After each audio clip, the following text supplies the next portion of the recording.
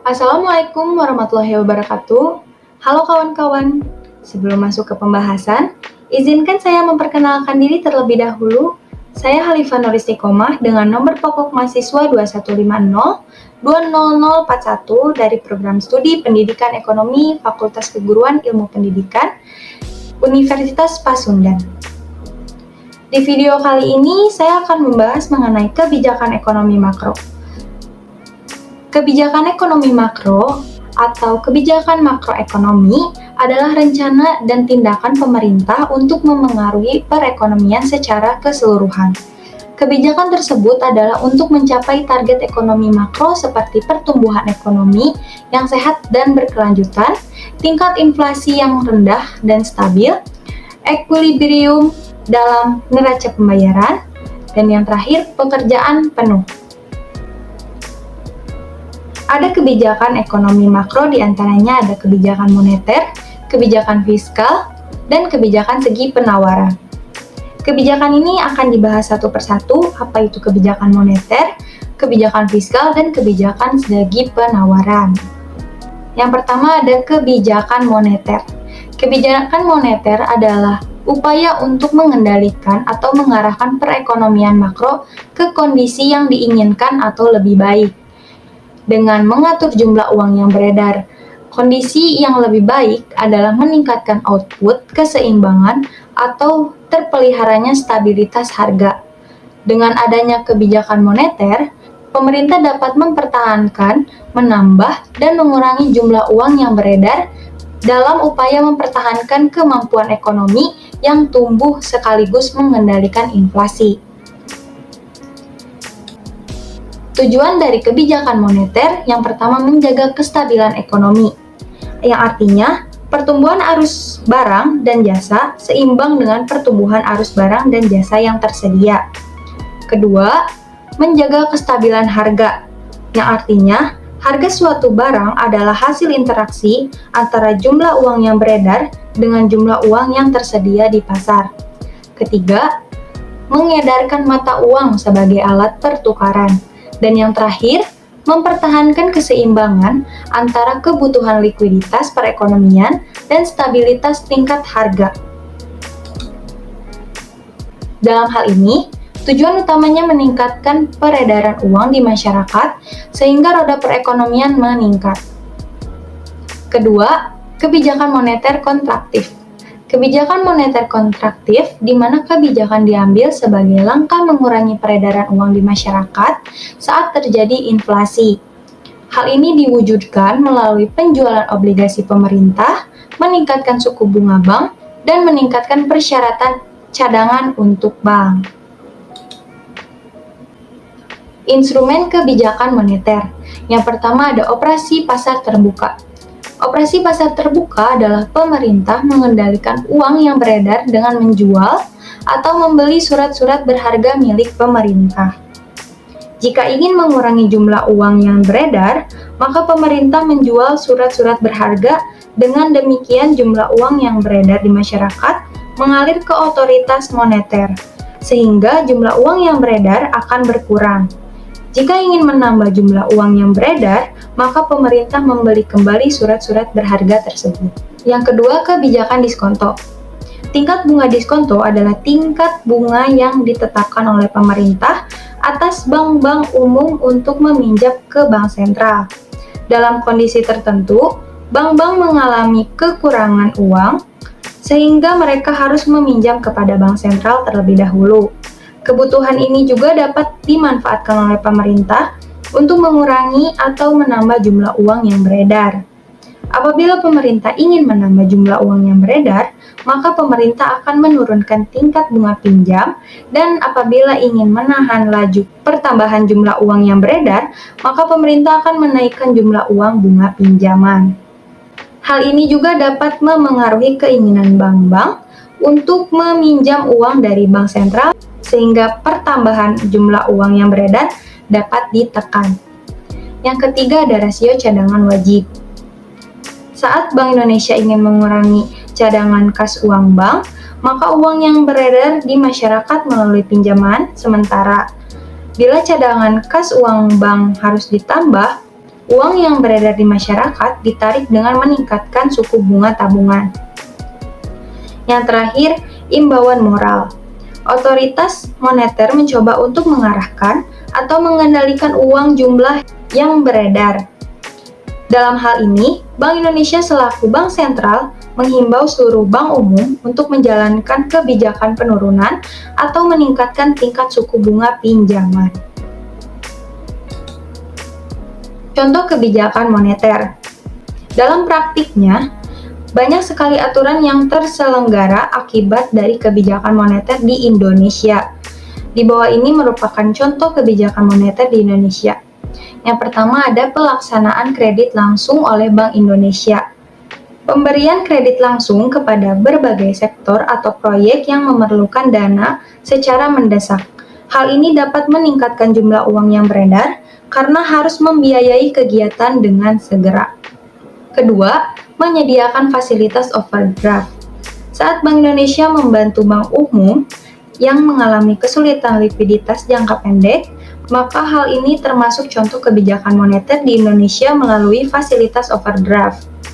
Bantuan yang diberikan berupa pinjaman jangka pendek dengan suku bunga tinggi. Hal ini diharapkan mampu mengontrol peredaran uang agar tetap stabil. Ketiga, penerbitan surat utang negara. Dalam hal ini, pemerintah berusaha menghimpun dana dari masyarakat agar uang yang beredar di masyarakat mengalami penurunan. Dan yang terakhir, program intervensi rupiah. Program intervensi rupiah merupakan contoh kebijakan moneter di Indonesia yang dilakukan oleh Bank Indonesia dengan cara proses pinjam-meminjam dana secara langsung di pasar uang antar bank dalam periode 7 hari. Hal ini dilakukan sebagai upaya mendukung instrumen kegiatan operasi pasar terbuka. Lanjut ke kebijakan fiskal. Kebijakan fiskal ialah kebijakan ekonomi yang digunakan oleh pemerintah untuk mengelola atau mengarahkan perekonomian ke kondisi yang lebih baik atau kondisi yang diinginkan dengan mengubah penerimaan dan pengeluaran pemerintah. Tujuan dari kebijakan fiskal yang pertama meningkatkan laju investasi. Kebijakan fiskal bertujuan meningkatkan dan memacu laju investasi di sektor swasta dan negara. Hal ini dapat dicapai dengan mengendalikan konsumsi, baik secara aktual maupun potensial. Selain itu, laju investasi bisa ditingkat dengan menambah rasio tabungan marginal.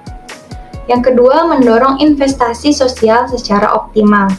Kebijakan fiskal harus mendorong arus investasi ke jalur-jalur yang diinginkan oleh masyarakat. Hal ini berkaitan dengan pola optimum investasi dan menjadi tanggung jawab negara untuk mendorong investasi pada overhead sosial dan ekonomi. Yang ketiga, meningkatkan kualitas SDM. Tujuan kebijakan fiskal salah satunya adalah meningkatkan kualitas SDM masyarakat, terutama dari segi teknologi dan perekonomian.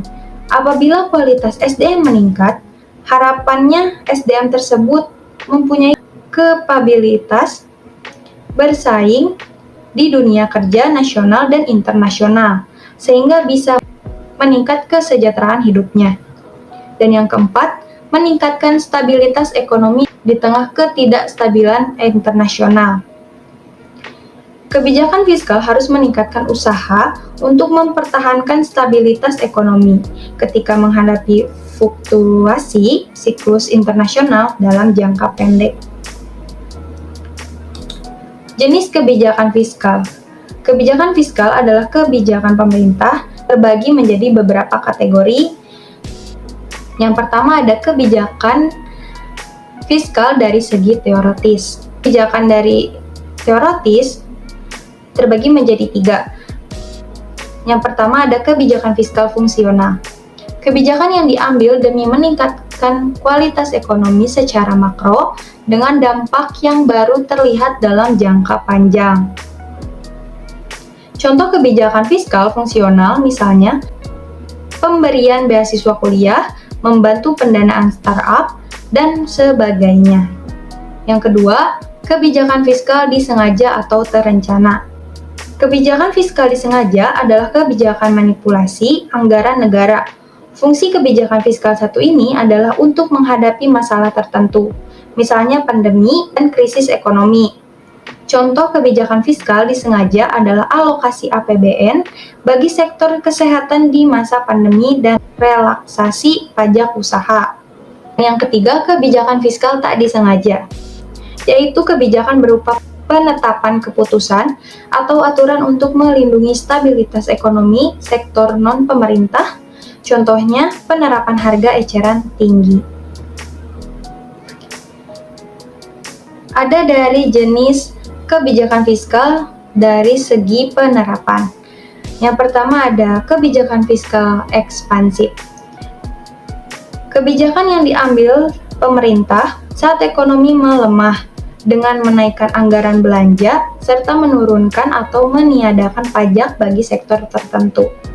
Fungsi kebijakan fiskal ekspansif adalah demi meningkatkan daya beli barang sehingga perusahaan tetap bisa melakukan produksi tanpa memecat pekerja.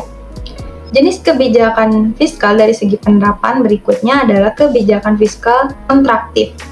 Kebijakan menurunkan belanja pemerintah dan menaikkan pajak. Fungsi kebijakan fiskal satu ini adalah untuk mencegah inflasi dan mengurangi resiko gini. Dari segi neraca pembayaran, jenis kebijakan fiskal dari segi neraca terbagi menjadi 4. Yang pertama ada kebijakan fiskal seimbang. Kebijakan fiskal satu ini diambil untuk menjaga keseimbangan pemasukan dan pengeluaran negara. Fungsi kebijakan fiskal satu ini adalah agar negara tidak punya terlalu banyak hutang. Meski terdengar positif, regulasi fiskal seimbang memiliki resiko besar, sehingga tidak semua negara punya kemampuan memenuhi seluruh kebutuhan warganya. Kedua, kebijakan fiskal surplus. Jenis kebijakan fiskal yang diambil ketika pemasukan lebih banyak dari pengeluaran. Fungsi kebijakan fiskal surplus adalah demi mencegah terjadinya inflasi. Yang ketiga, kebijakan fiskal defisit. Kebijakan fiskal defisit adalah regulasi fiskal guna mengatasi kekurangan pemasukan dibanding pengeluaran. Salah satu contoh kebijakan fiskal defisit adalah utang luar negeri. Dan yang terakhir, kebijakan fiskal dinamis, yaitu kebijakan ekonomi yang diambil sewaktu-waktu saat negara membutuhkan. Ada instrumen kebijakan fiskal. Yang pertama ada pajak. Pajak dari seluruh sektor domestik dan luar negeri demi mencapai tujuan kebijakan fiskal. Pemerintah dapat memanipulasi pajak dalam bentuk pengurangan, penambahan, penundaan, sampai peniadaan. Kedua, pengeluaran belanja. Instrumen kebijakan fiskal berikutnya adalah pengeluaran belanja negara, yang juga bisa dikurangi atau ditambah sesuai kebutuhan. Apabila neraca pembayaran negara defisit, maka pemerintah bisa mengurangi pengeluaran belanjanya di sektor tertentu, misalnya penundaan pembayaran THR bagi PNS. Dan yang terakhir, obligasi publik. Instrumen kebijakan fiskal yang ketiga adalah penerbitan obligasi atau surat utang bagi warga negara. Berbeda dengan utang luar negeri, obligasi publik memiliki kupon atau bonus komisi saat pemerintah mengembalikan pinjaman ke masyarakat. Contoh kebijakan fiskal. Yang pertama ada tax amnesty. Contoh kebijakan fiskal di Indonesia yang pertama yaitu tax amnesty. Pembebasan pajak berupa pengurangan atau peniadaan dalam kurun waktu tertentu bagi masyarakat yang mau melapor seluruh kekayaannya. Yang kedua, subsidi BBM dan gas. Contoh kebijakan fiskal yang kedua adalah subsidi BBM dan gas. Tujuan kebijakan fiskal di bidang bahan bakar ini adalah memperlancar mobilitas dan transaksi ekonomi masyarakat. Contoh terakhir kebijakan fiskal adalah menetapkan harga jual maksimum untuk barang tertentu yang disebut dengan kebijakan HET atau harga eceran tertinggi. Barang dengan harga eceran tertinggi umumnya adalah obat-obatan dan sembako. Kebijakan terakhir yaitu kebijakan segi penawaran. Kebijakan segi penawaran adalah kebijakan yang berfokus pada penawaran agregat dengan upaya meningkatkan produktivitas, efisiensi, dan kapasitas potensial sebuah perekonomian. Dalam kebijakan ini, pemerintah mengendalikan tuntunan kenaikan pendapatan pekerjaan. Kebijakan ini membantu untuk menghindari kenaikan biaya produksi untuk perusahaan yang berlebihan. Kebijakan segi penawaran adalah kebijakan pendapatan, yaitu langkah pemerintah yang bertujuan mengendalikan tuntunan kenaikan pendapatan pekerja. Tujuan ini dilaksanakan dengan berusaha mencegah kenaikan pendapatan yang berlebihan. Pemerintah akan melarang tuntunan kenaikan upah yang melebihi kenaikan produktivitas pekerja. Kebijakan seperti itu akan menghindari kenaikan biaya produksi yang berlebihan. Kebijakan segi penawaran bertujuan untuk mempertinggi efisiensi kegiatan perusahaan-perusahaan, sehingga dapat menawarkan barang-barangnya dengan harga yang lebih murah atau dengan mutu yang lebih baik. Yang terakhir, perbedaan kebijakan ekonomi moneter dan fiskal. Yang pertama dari pelaku kebijakan. Dilihat dari sisi pelaku kebijakannya, kebijakan fiskal dengan moneter jelas berbeda. Kebijakan fiskal dilakukan oleh pemerintah, sedangkan kebijakan moneter dilakukan oleh Bank Sentral atau Bank Indonesia. Meski tak tertutup, kemungkinan bahwa pemerintah pun bisa menuntut adil dalam kebijakan moneter. Kedua, tujuan kebijakan. Kebijakan fiskal bertujuan untuk menciptakan stabilitas ekonomi, tingkat pertumbuhan ekonomi yang tinggi, dan pemerataan pendapatan. Sedangkan kebijakan moneter ditujukan untuk meningkatkan pendapatan masyarakat melalui peningkatan investasi dan produksi sehingga meningkatkan ekonomi dapat diwujudkan.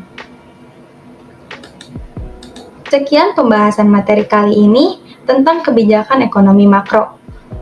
Mohon maaf bila ada kesalahan kata atau kekurangan penjelasan. Sekian dan terima kasih. Wassalamualaikum warahmatullahi wabarakatuh.